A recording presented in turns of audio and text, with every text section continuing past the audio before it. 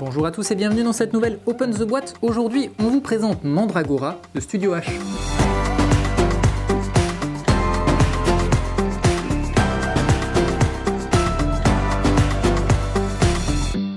Mandragora, c'est un jeu de Bruno Catala et Florian Siriex, magnifiquement illustré par Pierrot. Dans Mandragora, vous allez incarner des sorciers ou des sorcières, vous allez envoyer votre apprenti dans différentes échoppes pour qu'il récupère différents ingrédients pour que vous puissiez lancer des sorts et aussi gagner des points de victoire. Donc c'est dans une boîte, voilà, type jeu de cartes de chez Studio H, Oriflamme par exemple, ou Agakure était aussi dans ces boîtes qui s'ouvrent par le côté. Donc Mandragora, c'est un jeu aux mécaniques et aux règles assez simples. On a ici voilà, le livret de règles qui est un petit feuillet avec à la fin une variante pour jouer en équipe si vous le souhaitez. Je vous le disais, vous allez envoyer votre petit apprenti qui se trouve juste ici, voilà, qui tiendra sur un petit socle. Votre petit apprenti, vous allez l'envoyer dans les différentes échoppes, car dans ces échoppes, il y aura des ingrédients. Les échoppes, elles sont ici, voilà. Elles sont sur toutes ces petites planches. Voilà, donc ces échoppes-là, vous allez les mettre en cercle, je vais vous le montrer tout de suite après. Et dans chacune de ces échoppes, il y aura des ingrédients sous la forme de cartes, et vous pourrez récupérer ces cartes. Voilà, donc on a encore ici une planche avec des échoppes. Qu'est-ce qu'on a également? Eh bien, on a une échoppe dans la nuit.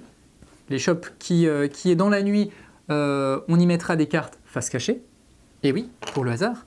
On a également ici un jeton malus qui passera entre les joueurs en fonction des désavantages qu'on obtiendra ou pas. Et on a également ici un petit jeton compte-tour pour compter les 3 derniers tours et savoir où on en est. Donc voilà pour tous les jetons.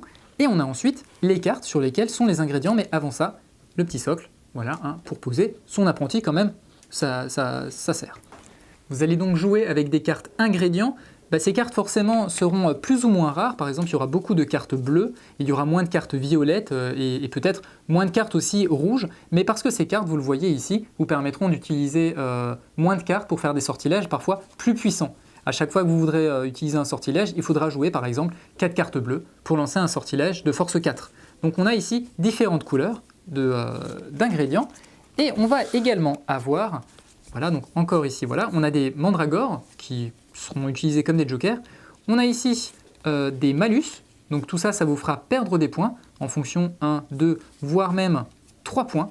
Et on a enfin les sortilèges. Les sortilèges, vous allez donc les acquérir en utilisant des ingrédients, un certain nombre. Par exemple ici, je vais devoir utiliser un grimoire et un ingrédient d'une même couleur pour pouvoir acquérir ce sortilège. Et ici, on a un petit pouvoir.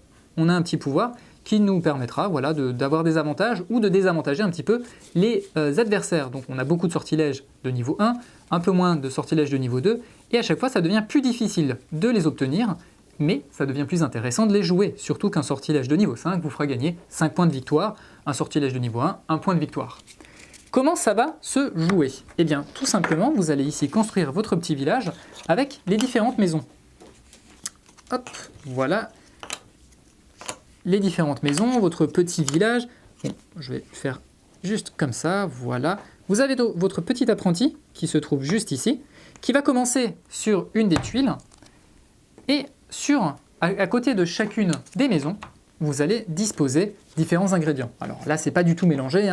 Ici, c'est la nuit, donc un ingrédient face cachée, etc., etc. Bien sûr, là-dedans, on peut également trouver des malus. Parfois, ils seront face visible, parfois, ils seront face cachée. Et voilà, ici vous mettrez la pioche, et tout simplement à votre tour de jeu, vous aurez la possibilité d'avancer par exemple de 1, de 2 ou de 3 cases, et de récupérer toutes les cartes qui sont disponibles à cet endroit-là. Ensuite, on replacera partout où on est passé une nouvelle carte. Vous allez récupérer les ingrédients, et au fur et à mesure, vous pourrez les utiliser pour jouer des sortilèges. Lorsque la pile de cartes est vidée, eh bien on s'arrête, la partie, enfin, il reste encore 3 tours, et ensuite on compte les points, celui qui en a le plus a gagné. À savoir que ici, la petite échoppe où il fait nuit, eh bien, vous ne saurez pas sur quoi vous tomberez. Avec un peu de chance, vous tomberez sur la carte qu'il vous faudra, ou bien vous tomberez sur un malus, ou bien les deux.